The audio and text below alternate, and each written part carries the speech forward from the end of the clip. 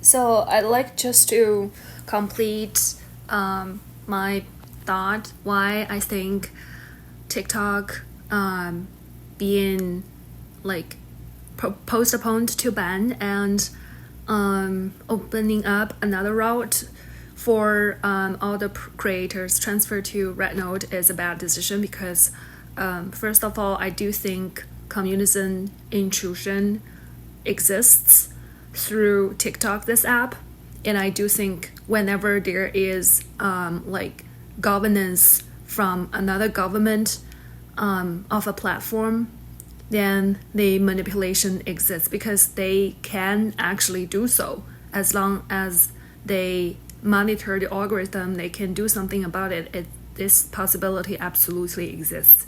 Another thing, if they move all the Americans to another Chinese app, then Americans are learning about China without filtering, like without knowledge about Chinese government and legal system and indigenous culture, etc. It's very hard to understand everything without actually knowing whether that was real or not. So it's the same as immigration.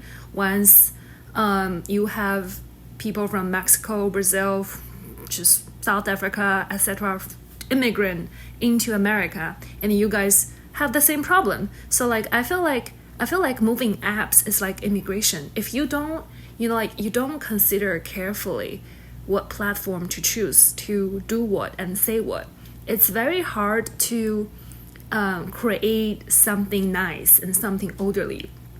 You have to make decisions carefully when you choose a platform to create. So I do think I have my right to speech on X because I'm under protection of Elon. And Rednote, Xiaohongshu, I don't even do anything. I'm just browsing, and I've only recently been into Rednote because of a friend's recommendation.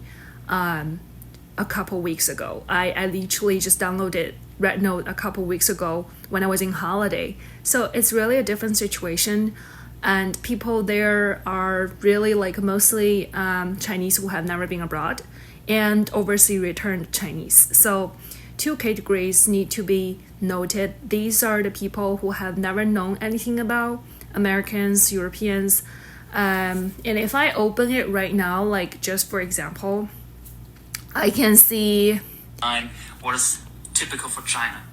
你好，我的中国朋友. Hey guys, I hope this pronunciation it's wasn't German too guy. bad. It was actually my first time trying to speak Chinese, and it's my first day on this app, so I thought I might introduce myself, trying to speak your language at least. And yeah, I'm not from the United States like 90% of the new people that you see here right now. I'm actually from Germany, so if you have any questions about Germany or German people, drop a comment and I'll answer them all. And please let me know, what do I have to know about China and Chinese people? What do you like to do in your free time?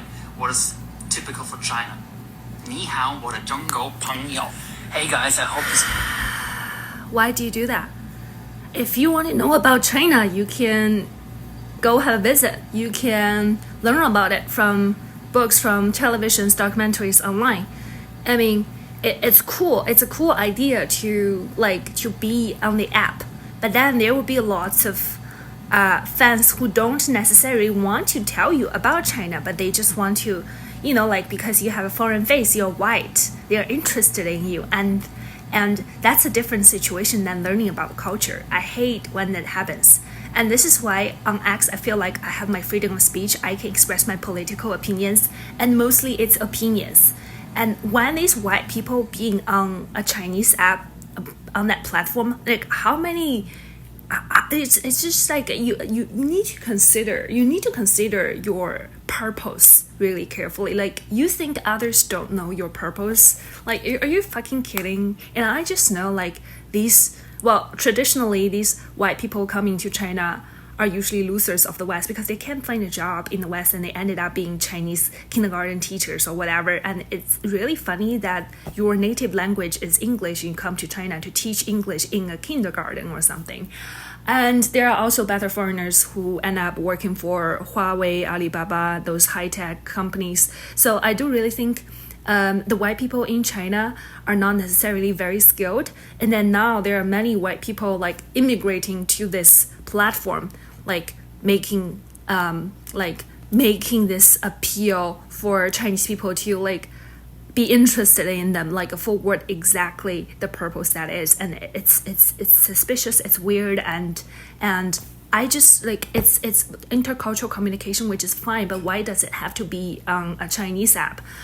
I don't really know how government and how the decision maker thinks of this. I think this is intuitively, just by my intuition. I haven't been able to compose my whole argument yet since I'm still studying the First Amendment. On the case of amicus brief recently submitted by Trump to this TikTok ban, and I on this I do support Biden administration on banning TikTok.